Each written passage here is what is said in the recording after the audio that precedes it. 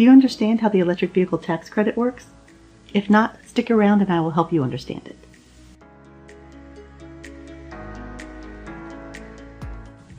Hey y'all, I'm Deborah, and you should know that I am not a tax professional and nothing in this video should be considered tax or legal advice.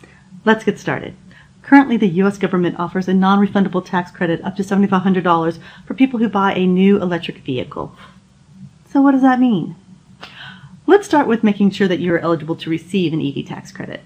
First, the car you buy must be an electric or plug-in hybrid vehicle, and you must be the first owner. The vehicle must be used primarily in the United States. Also, you're going to want to make sure the car is still eligible for the tax credit. Once a manufacturer sells 200,000 qualifying vehicles for use in the United States, then the tax credit is slowly phased out for that manufacturer's vehicles. Cars made by Tesla and General Motors are currently not eligible to receive a tax credit.